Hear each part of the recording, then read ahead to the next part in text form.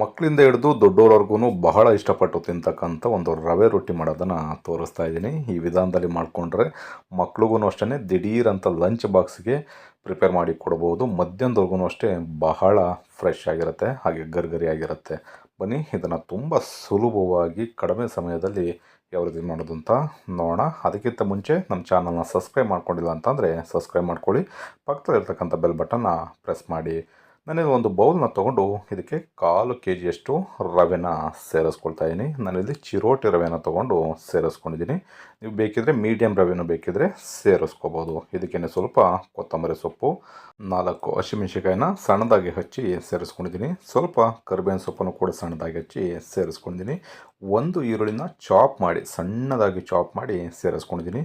ಒಂದು 4ರಿಂದ 5 ಟೇಬಲ್ ಸ್ಪೂನಷ್ಟು ತೆಂಗಿನಕಾಯಿ ತುರಿ, 1 ಟೀ ಸ್ಪೂನಷ್ಟು ಜೀರಿಗೆ, 1 ಕಪ್ಪಿನಷ್ಟು ಹತ್ತಿರ ಇದು ಒಂದು 150 ml ಇದೆ ಮೊಸರನ್ನು ಸೇರಿಸ್ಕೊಳ್ತಾ ಇದ್ದೀನಿ. ಹಾಗೆ ರುಚಿಗೆ ತಕ್ಕಷ್ಟು ಉಪ್ಪು. ಸಬ್ಬಸಿಗೆ ಸೊಪ್ಪು ಸಿಕ್ಕಿದ್ರೆ, ಸಬ್ಬಕ್ಕಿ ಸೊಪ್ಪು ಸಿಕ್ಕಿದ್ರೆ ಸೇರಿಸ್ಕೊಳ್ಳಿ. ರೊಟ್ಟಿ ಅಂತೂ ಬಹಳ ರುಚಿಯಾಗಿರುತ್ತೆ, ಫ್ಲೇವರ್ ಅಷ್ಟೇ ಅದ್ಭುತವಾಗಿರುತ್ತೆ. ಇದಿಷ್ಟು ಪದಾರ್ಥಗಳನ್ನ ಸೇರಿಸ್ಕೊಂಡು ಸ್ವಲ್ಪ ನೀರನ್ನು ಬೆರೆಸಿ ಇದನ್ನು ರೊಟ್ಟಿನ ತಟ್ಟಬೇಕು. ಅದಕ್ಕೆ ನಾವು ಕಲಸಿಟ್ಕೋಬೇಕಾಗತ್ತೆ. ನೀರು ಸೇರಿಸ್ಬೇಕಾದ್ರೂ ಅಷ್ಟೇ ನೀವು ಹದವಾಗಿ ನೋಡಿಕೊಂಡು ಮಿಕ್ಸ್ ಮಾಡ್ಕೊಂಡು ನೀರನ್ನು ಸೇರಿಸ್ಕೊಳ್ಳಿ. ತುಂಬ ತೆಳ್ಳಗೆ ಮಾಡ್ಕೊಂಬಿಟ್ರೆ ನಿಮಗೆ ರೊಟ್ಟಿನ ತಟ್ಟಲಿಕ್ಕೆ ಬರೋದಿಲ್ಲ. ಈ ಹದಕ್ಕೆ ಮಿಕ್ಸ್ ಮಾಡಿಕೊಂಡು ಇದನ್ನು ಒಂದು 1/4 ಗಂಟೆಯಿಂದ 15 ನಿಮಿಷದಿಂದ 20 ನಿಮಿಷಗಳ ಕಾಲ ಸಪ್ರೇಟಾಗಿ ಒಂದು ಪ್ಲೇಟನ್ನು ಕ್ಲೋಸ್ ಮಾಡಿ ಬಿಡಬೇಕು. ಆವಾಗ ರವೆ ಚೆನ್ನಾಗಿ ಹರಳ್ಕೊಳ್ಳುತ್ತೆ. ನೋಡ್ಬೋದು ಎಷ್ಟು ಸಖತ್ತಾಗಿ ಬಂದಿದೆ ಅಂತ. ನಿಮಗೆ ರೊಟ್ಟಿ ಮ್ಯಾಟ್ ಏನಾದ್ರು ಇತ್ತು ಮನೆಯಲ್ಲಿ ಅಂತಂದರೆ ರೊಟ್ಟಿ ಮ್ಯಾಟ್ ಮೇಲ್ಗಡೆ ನೀವು ರೊಟ್ಟಿನ ತಟ್ಕೋಬೋದು. ನಾನಿಲ್ಲಿ ಒಂದು ತವಾನ ಬಿಸಿ ಆಗಲಿಕ್ಕೆ ಇಟ್ಕೊಂಡಿದ್ದೀನಿ. ಲೈಟಾಗಿ ಬಿಸಿ ಆಗ್ತಿದ್ದಾಗೇ ಈ ತವಾ ಮೇಲ್ಗಡೆ ನಾವು ನಿಧಾನವಾಗಿ ತಟ್ಟಬಹುದು. ಸ್ವಲ್ಪ ಎಣ್ಣೆನ ಹಾಕ್ಕೊಂಡಿದ್ದೀನಿ. ಈಗ ಹಿಟ್ಟನ್ನು ತಗೊಂಡು ಇದರ ಮೇಲ್ಗಡೆ ನೋಡಿ ನಾನು ನಿಧಾನವಾಗಿ ತಟ್ಟೋದನ್ನು ತೋರಿಸ್ತಾ ಇದ್ದೀನಿ.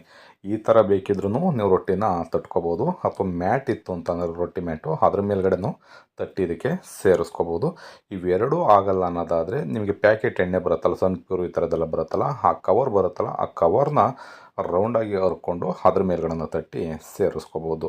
ಈ ರೀತಿ ರೊಟ್ಟಿನ ತಟ್ಟಿ ಆದಮೇಲೆ ಲೋ ಫ್ಲೇಮ್ನಲ್ಲಿ ಇಟ್ಕೊಂಡೇ ನಾವು ಚೆನ್ನಾಗಿ ರೊಟ್ಟಿನ ಗರ್ಗರಿ ಆಗೋವರೆಗೂ ಬೇಯಿಸ್ಕೋಬೇಕಾಗತ್ತೆ. ಮನೆಯಲ್ಲಿ ಏನಾದರೂ ಸ್ವಲ್ಪ ವಯಸ್ಸಾಗಿರೋರಿತ್ತು ಅಂತ ಅಂದರೆ ನೀವು ಮೀಡಿಯಮ್ಮಾಗಿ ಬೇಯಿಸ್ಕೊಳ್ಳಿ.